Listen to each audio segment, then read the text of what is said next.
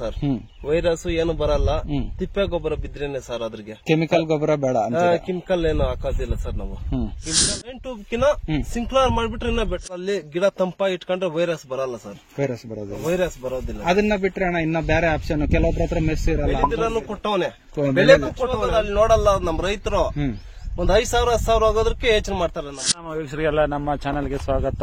ಇವತ್ತಿನ ವಿಚಾರ ಏನಂದ್ರೆ ಕೃಷಿ ಬಗ್ಗೆನೇ ಇರುತ್ತೆ. ಸಾಮಾನ್ಯವಾಗಿ ನಮ್ಮ ಚಾನೆಲ್ ಅಲ್ಲೇ ಮತ್ತಿನ್ನೇನಿರುತ್ತೆ. ಇವತ್ತಿನ ಕೃಷಿ ವಿಡಿಯೋ ಯಾವ್ದು ಅಂತ ನಿಮ್ಗೆ ಆಲ್ಮೋಸ್ಟ್ ಗೊತ್ತಾಗ್ಬಿಟ್ಟಿರುತ್ತೆ ನಮ್ಮ ಚಾನೆಲ್ಗೆ. ಈಗ ವಿಡಿಯೋ ನೋಡೋಕೆ ಬಂದ ತಕ್ಷಣ ಈಗ ಟೊಮೊಟೊ ಕೃಷಿ ಬಗ್ಗೆ ಮಾತಾಡೋಣ. ಟೊಮೊಟೊ ಕೃಷಿನಲ್ಲಿ ಫಸ್ಟ್ ನಾವು ಆಯ್ಕೆ ಮಾಡೋದು ಯಾವ್ದಂದ್ರೆ ಇತ್ತೀಚೆಗೆ ಸ್ವಲ್ಪ ಬೇಸಿಗೆನಲ್ಲಿ ಟ್ರೆಂಡಿಂಗ್ ಟೊಮೊಟೊ ಬಾಹು ಬಗ್ಗೆ ಸುಮಾರು ವಿಡಿಯೋಗಳು ಅಂದ್ರೆ ಸುಮಾರು ರೈತರು ಫಾರ್ಮಿಂಗ್ ಹೆಚ್ಚೆಚ್ಚು ಮಾಡ್ತಾ ಇದ್ದಾರೆ. ಹೊಸದಾಗಿ ಬಂದಿರ್ತಕ್ಕಂಥದ್ದು ಅಂತ ಏನಿಲ್ಲ. ಮತ್ತೆ ಈ ಬಾಹು ಟೊಮೊಟೊದಲ್ಲಿ ಫಾರ್ಮರ್ಸ್ ಒಬ್ಬರನ್ನ ಮಂಜು ಅಂತ ಇದ್ದಾರೆ, ಯುವ ಕೃಷಿಕರು. ಅವ್ರು ಮಾಡ್ತಕ್ಕಂಥ ಫಾರ್ಮಿಂಗ್ ನೋಡಬಹುದು. ಆಲ್ಮೋಸ್ಟ್ 4 ಅಡಿ ಮೇಲೇನೆ ಇದೆ. ಆಲ್ಮೋಸ್ಟ್ ಈಗ ಇಳುವರಿಗೆ ಪ್ರಾರಂಭ ಆಗ್ತಾ ಇದೆ. ಇದರಲ್ಲಿ ಇನ್ನೂ ಹೆಚ್ಚಿನ ಮಾಹಿತಿಗಳು ಮತ್ತೆ ಫಾರ್ಮರ್ ಮುಖಾಂತರ ಹೇಳಿಸಿದ್ರೆ ನಮಗೂ ಗೊತ್ತಿರೋ ಮಾಹಿತಿಗಳನ್ನ ಹೇಳ್ಬೋದು. ಅದ್ರ ಫಾರ್ಮರ್ ಮುಖಾಂತರ ಹೇಳಿಸಿದ್ರೆ ಅದಕ್ಕೆ ವ್ಯಾಲ್ಯೂ ಹೆಚ್ಚು. ಅದರಿಂದ ಹೆಚ್ಚಿನ ಮಾಹಿತಿಗಳನ್ನ ನಮ್ಮ ಫಾರ್ಮರ್ ಜೊತೆ ಹಂಚಿಕೊಳ್ತಾರೆ. ಅವರು ನಮ್ಮ ವೀಕ್ಷಕರ ಜೊತೆ ಹಂಚಿಕೊಳ್ತಾರೆ ಫಾರ್ಮರ್. ಇನ್ನೂ ಹೆಚ್ಚಿನ ಮಾಹಿತಿಗಳನ್ನ ಈಗ ಮುಂದಿನ ವಿಡಿಯೋದಲ್ಲಿ. ಮಂಜು, ನಿಮ್ಮೂರು ಹಾಲಹಳ್ಳಿ ಸರ್. ಹಾಲಹಳ್ಳಿ. ಎಷ್ಟು ವರ್ಷಗಳಿಂದ ಟೊಮೊಟೊ ಬೆಳಿತೀರಾ ಸರ್? ನಾವು ಒಂದು 3-4 ವರ್ಷದಿಂದ ಬೆಳೀತಾ ಇದ್ದೀವಿ. 3-4 ವರ್ಷದಿಂದ ಬೆಳೀತಾ ಇದ್ದೀರಾ ಅಣ್ಣ. ಪ್ರಮುಖವಾಗಿ ಇವಾಗ ಟೊಮೊಟೊ ಬೆಳೆನಲ್ಲಿ ಈಗ ನೋಡಿ ಸಾಲಲ್ಲಿ ಅಂತರಗಳು ಬಂದು ತುಂಬಾನೇ ಚೆನ್ನಾಗಿ ಕೊಟ್ಟಿದ್ದೀರಾ. ಎಷ್ಟು ಅಡಿ ಅಂತರ ಕೊಟ್ಟಿದ್ದೀರಾ ಅಣ್ಣ? ಯಾಕೆ ಇಷ್ಟು ಗ್ಯಾಪ್ ಕೊಟ್ಟಿದ್ದೀರಾ ಸರ್? ಇದು 5.5 ಅಡಿಗೆ ಒಂದ್ ಸಾಲು ಹೊಡಿತೀರಿ ನಾವು. 5.5 ಅಡಿಗೆ ಹೊಡೆದು ಆಮೇಲೆ ನಾವು ಕರೆಕ್ಟ್ ಗೆ 2 ಅಡಿಗೆ ಒಂದ್ ನಾರು ಉಣ್ತೀರಿ. ಒಂದ್ ನಾರ ಉಣೋದು ನಾವು 2 ಅಡಿಕ ಉಣೆ ಉಣ್ತೀವಿ ನಾವು. 2 ಅಡಿಕ ಯಾಕಂದ್ರೆ ಬೇಸಿಗೆ ಅಲ್ಲ, ಗಾಳಿ ವಾತಾವರಣ ಬೇಕಲ್ಲ ಸರ್. ಅಣ್ಣ ಒಟ್ಟಾರೆ ವಿಸ್ತೀರ್ಣ ತಗೊಳ್ಳೋದಾದ್ರೆ ಎಷ್ಟು ಎಕರೆ ಇದೆ ಅಣ್ಣ ಇದು? ಸರ್ ಎಷ್ಟು ಎಕರೆ, ಎಷ್ಟು ಬೈಲಲ್ಲಿ ನಾಟಿ ಮಾಡಿದ್ರೆ ಸರ್ ಗಿಡ? ಸರ್ ಇದು 1.5 ಎಕರೆ ಇದೆ. 1.5 ಎಕರೆ? ಹೌದು ಸರ್.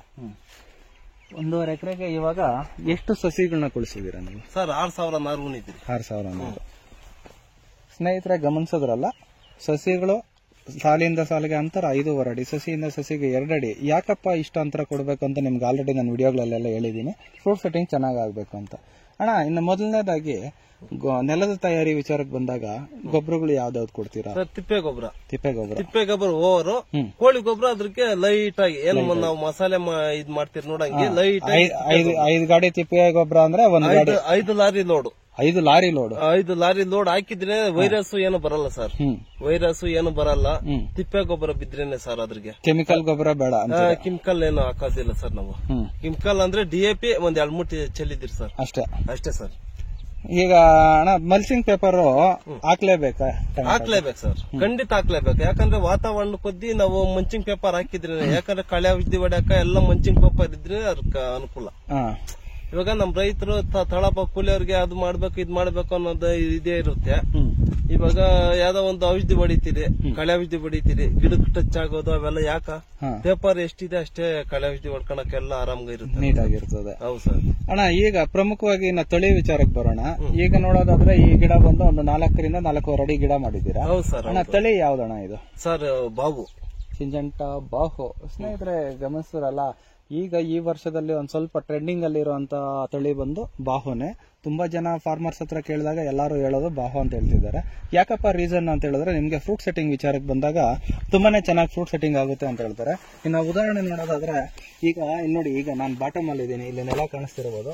ಈಗ ಇಲ್ಲಿ ನೋಡಿ, ನೆಲದಿಂದ ಹಿಡಿದು ಫ್ಲವರ್ ಸೆಟ್ಟಿಂಗು, ಫ್ರೂಟ್ ಸೆಟ್ಟಿಂಗು ಗಮನಿಸೋದಾದ್ರೆ ನೋಡಿ, ಸ್ವಲ್ಪ ಟೆಂಪರೇಚರ್ ಜಾಸ್ತಿ ಆಗಿರೋದ್ರಿಂದ ಒಂಚೂರು ನಿಮಗೆ ಈಗ ಮೇಲೆ ಬರುವಂತ ಹೂಗಳು ಒಂದ್ ಸ್ವಲ್ಪ ಉದುರುತ್ತೆ. ಅದನ್ನ ಹೊರತುಪಡಿಸಿ ಇಲ್ಲಿ ನೋಡಿ, ಒಳಗಡೆ ಇರುವಂತದ್ದು ಫ್ರೂಟ್ ಸೆಟ್ಟಿಂಗ್ ಸ್ಟೆಪ್ ಆಗಿ ಯಾವ ರೀತಿ ಇರ್ತಿದೆ ಅಂತ ನೀವೇ ಗಮನಿಸಬಹುದು. ನೆಲದಿಂದ ಫ್ರೂಟ್ ಸೆಟ್ಟಿಂಗ್ ಆಗಿದೆ ಸ್ನೇಹಿತರೆ. ಇವಾಗ ಬೇಸಿಗೆನಲ್ಲಿ ಬೆಳಿಬೇಕಂದ್ರೆ ಟೊಮೊಟೊ ಒಂದ್ ಸ್ವಲ್ಪ ಟಫ್ ಅಂತ ಹೇಳ್ತಾರೆ. ಯಾಕಂತ ಹೇಳಿದ್ರೆ ಇವಾಗ 2 ವರ್ಷಗಳಿಂದ ನೀವು ಗಮನಿಸೋದಾದ್ರೆ ವೈರಸ್ ಅದು ಇದು ಅಂತ ವಿಪರೀತ ತೊಂದರೆ ಇದೆ. ಅಣ್ಣ ಇದನ್ನೆಲ್ಲ ಇದ್ರಲ್ಲಿ ಕಂಟ್ರೋಲ್ ಅಲ್ಲಿ ಮಾಡ್ಬೇಕಂತ ಹೇಳಿದ್ರೆ ಯಾವ ರೀತಿ ಮೆಥಡ್ ನ ಫಾಲೋ ಮಾಡ್ಬೇಕಣ್ಣ ರೈತರು? ಸರ್ ಮೆಸ್ಸು ಒಂದು ಎಳ್ನೇ ಸ್ಟೆಪ್ ಬರಗಂಟ ವೈರ್ ಹಾಕ್ತಾರೆ ನೋಡಿ ಸರ್. ಅಲ್ಲಿವರೆಗೂ ಬರಗಂಟ ಮೆಸ್ಸು ಯೂಸ್ ಮಾಡ್ಲೇಬೇಕು. ಒಂದು ಗಿಡ 2 ಅಡಿ 3 ಅಡಿ ಆಗೋವರ್ಗುನು ಸಾಲಲ್ಲಿ ಗಿಡ ತಂಪಾಗಿ ಇಟ್ಕೊಂಡ್ರೆ ವೈರಸ್ ಬರಲ್ಲ ಸರ್. ವೈರಸ್ ಬರೋದಿಲ್ಲ. ಅದನ್ನ ಬಿಟ್ರೆ ಅಣ್ಣ ಇನ್ನ ಬೇರೆ ಆಪ್ಷನ್ ಕೆಲವೊಬ್ಬರ ಹತ್ರ ಮೆಸ್ ಇರಲ್ಲ, ಅಂತವ್ರು ಏನ್ ಮಾಡ್ಬೇಕಂದ್ರೆ ಸಾಲಕ್ಕ ಇವಾಗ ರೈನ್ ಟ್ಯೂಬ್ ಅಂತ ಐತೆ, ರೈನ್ ಟ್ಯೂಬ್ ಅದನ್ನ ಸಿಂಕ್ಲರ್ ಟೈಪ್ ಮಾಡ್ಕೊಂಡು ಎಗರ್ಸ್ಕೊಂಡು ಇವಾಗ ಬಿಸಿಲಿದೆ, ಈಗ ಬಿಸಿಲಿದೆ, ಒಂದು ಕರೆಂಟ್ ಬರೋ ಮೂವ್ಮೆಂಟ್ ನೋಡ್ಕೊಂಡು ಆರಾಮ್ಗ ನೀರ್ ಎಗರ್ಸ್ಕೊಂಡು ಮಾಡ್ಕೋಬಹುದು ಸರ್, ಆರಾಮ್ಗ ಮಾಡ್ಬೋದು ಸರ್ ಟೊಮೊಟೊ.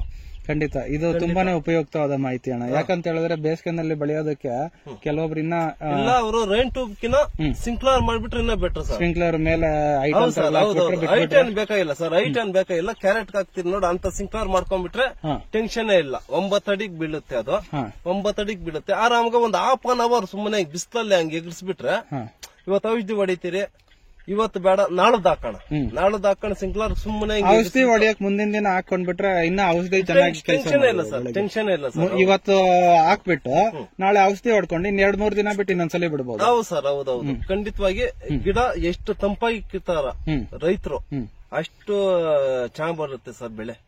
ಮತ್ತೆ ಅಣ್ಣ ಈ ಡ್ರಿಪ್ ಗೊಬ್ಬರಗಳು ಅಂತ ವಿಚಾರಕ್ಕೆ ಬಂದಾಗ ಕೊಡ್ತೀರಾ? ಡ್ರಿಪ್ ಗೊಬ್ಬರಗಳೆಲ್ಲ ಕೊಡ್ತೀರಿ ಸರ್. ಕೊಡ್ತೀರಾ?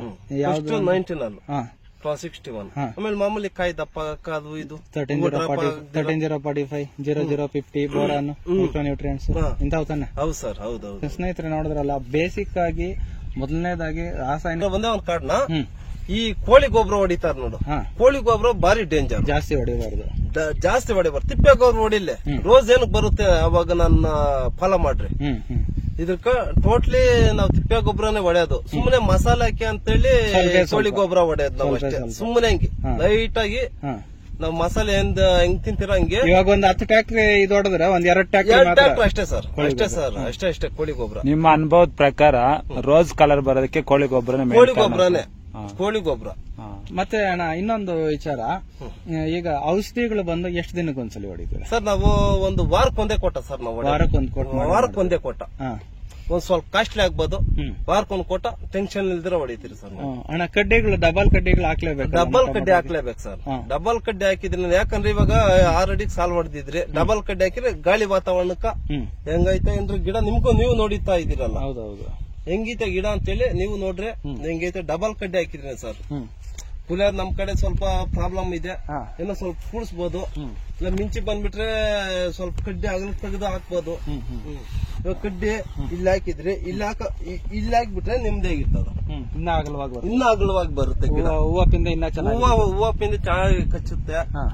ಆಮೇಲೆ ಯಾವತ್ತಾಗಲಿ ಟಮಾಟ ಮಾಡಿದವರು ಕರೆಕ್ಟ್ ಗ 5.5 ಅಡಿಗೆ ಸಾಲ ಹಾಕ್ಬೇಕು, 2 ಅಡಿಗೆ ನಾರು ಉಣ್ಬೇಕು. ಕರೆಕ್ಟ್ ಅಣ್ಣ, ಇದು ತುಂಬಾನೇ ನಾನು ಎಲ್ಲಾರ್ಗು ಹೇಳ್ತೀನಿ. ಯಾಕಂತ ಹೇಳಿದ್ರೆ ಜಮೀನ್ ಚಿಕ್ಕದಾಗೈತೆ, ಹತ್ತತ್ರ ಉಣ್ಬಿಟ್ರೆ ಜಾಸ್ತಿ ಕಾಯಿ ಕೊಯ್ದು ಸುಳ್ಳು ಸರ್, ಮಾಡ್ತಾರೆ. ಅದ್ ರಾಂಗ್ ಸರ್. ಅದನ್ನ ನಮ್ ರೈತರು ಅವಾಗೆ, ನಮ್ ರೈತರು ಏನಂದ್ರೆ ಮಾಡೋದು ಲಕ್ಷ ನೋಡ್ತಾರೆ ನಮ್ ರೈತರು. ಈ ಸಣ್ಣ ಪುಟ್ಟಕ್ಕೆ ಅಷ್ಟು ಯೋಚನೆ ಮಾಡ್ಬಿಡ್ತಾರೆ. ನಮ್ ರೈತರದ್ದೆಲ್ಲ ಇದೆ ಸರ್. ಅದನ್ನ ನಿಮ್ಗೆ ಇದಾಗಿ ಕೇಳಿದ್ದು. ನಮ್ ರೈತರು ಸಣ್ಣ ಪುಟ್ಟಕ್ಕೆ ಯೋಚನೆ ಮಾಡೋದು, ದೊಡ್ಡದು ಲಕ್ಷ ಹೋಗೋದು ಅಲ್ಲಿ ನೋಡಲ್ಲ ನಮ್ ರೈತರು. ಒಂದ್ 5,000 10,000 ಹೋಗೋದಕ್ಕೆ ಯೋಚನೆ ಮಾಡ್ತಾರೆ ನಮ್ ರೈತರು. ಈ ಬೆಳೆಗೆ ಎಷ್ಟು ದಿನ ಆಗಿದೆ ಸರ್ ನಾಟಿ ಮಾಡಿದ್ರಿಂದ ಅಂದಾಜು ಹೇಳ್ಬೋದಾ? ಅಂದಾಜು ಒಂದು 2.5 ತಿಂಗಳಾಗಿದೆ ಸರ್. 2.5 ತಿಂಗಳು. ಇನ್ನೇನು ಸ್ಯಾಂಪಲ್ ಇಷ್ಟರಲ್ಲೇ ಪ್ರಾರಂಭ ಆಗುತ್ತೆ? ಸ್ಯಾಂಪಲ್ ಇನ್ನೊಂದು 10 ದಿನ ಇಲ್ಲ ಒಂದು 15 ದಿನದಲ್ಲಿ ಶಾಂಪಲ್ ಸಿಗುತ್ತೆ ಸರ್. ಈಗ ಮಂಜು ಕಾಲದಲ್ಲಿ, ಬೇಸಿಗೆ ಕಾಲದಲ್ಲಿ ಆದ್ರೆ 2 ತಿಂಗಳು 10 ದಿನಕ್ಕೆಲ್ಲ ಶಾಂಪಲ್ ಬರ್ತದೆ. ಇವಾಗ ಯಾಕಣ್ಣ ಇಷ್ಟು ಕೋಲ್ಡ್ ಇರೋದಕ್ಕಲ್ಲ? ಕೋಲ್ಡ್ ಇರೋದಕ್ಕೆ ಸ್ವಲ್ಪ ರೇಟ್ ಬರುತ್ತೆ. ಆಮೇಲೆ ಮಿಂಚೆ ಮೇಲೆ ನಾವು ಡ್ರಿಪ್ ಅಲ್ಲಿ ನೀರ್ ಬಿಟ್ರು ಕೋಲ್ಡ್ ಮಾಡ್ಬೋದು ತೋಟನ.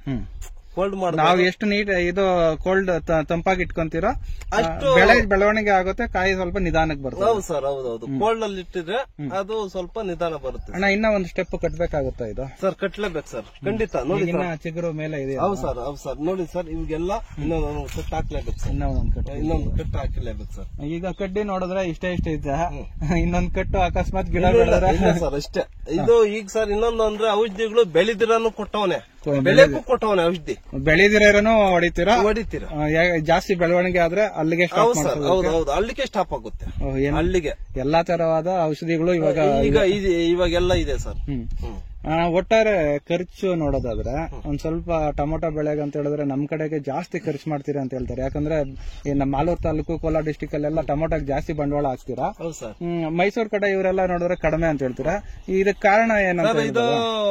ಇದು ಮಂಡ್ಯ ಅದೆಲ್ಲ ಅವರು ನಮ್ ಕಡೆ ನಮ್ ಕೋಲಾರ ಡಿಸ್ಟಿಕ್ ಅಲ್ಲಿ ನಮ್ಮ ರನ್ನಲ್ಲಿ ಮಾಡ್ತಾರೆ ಬೆಳೆ. ಯಾಕೆ ಮಾಡ್ತಾರೆ ಅಂದ್ರೆ ದುಡ್ಡಿಗೆ ಯೋಚನೆ ಮಾಡಲ್ಲ, ಬಡ್ಡಿಗೆ ತರ್ತಾರ ಪಾಪ ಏನ್ ಮಾಡ್ತಾರೇನೋ. ನಮ್ಮ ಕಡೆ ರೈತರು ಹೆಂಗೆ ಅಂದ್ರೆ ರೇಟ್ ಸಿಕ್ಕಿದವ್ರು ಬೆಳೆ ಆಗ್ಲಿ ಅಂತಾರೆ. ಅವ್ರು ಹಂಗೆಲ್ಲ ಸರ್, ಅವರು ಒಂಥರ ಡಿಫ್ರೆಂಟ್ ಮಾಡ್ತಾರೆ. ನಮ್ ಕಡೆ ಹಂಗೆಲ್ಲ ಸರ್. ಈಗ ಒಟ್ಟಾರೆ ಟೊಮೊಟೊ ಮಾಡೋದ್ರಲ್ಲಿ ಇಷ್ಟೆಲ್ಲ ಚಾಲೆಂಜ್ ಏನೋ ಬೇಜಾರು ಬೀಳ್ದಿರಾ ನಮ್ ಜೊತೆ ಹಂಚ್ಕೊಂಡಿದ್ದೀರಾ. ಯಾಕಂತ ಹೇಳಿದ್ರೆ ಕೆಲವು ಫಾರ್ಮರ್ನ ಕೇಳಿದ್ರೆ ಯಾರು ಮಾಹಿತಿಗಳು ಕೊಡೋದಿಲ್ಲ. ನಿಮ್ಗೆ ನಮ್ ಚಾನೆಲ್ ಕಡೆಯಿಂದ ಮತ್ತೆ ನಮ್ ಸಬ್ಸ್ಕ್ರೈಬರ್ಸ್ ಕಡೆಯಿಂದ ಎಲ್ಲ ಧನ್ಯವಾದಗಳು ಅಣ್ಣ. ಓಕೆ ಸರ್, ನಮಸ್ತೆ ಸರ್.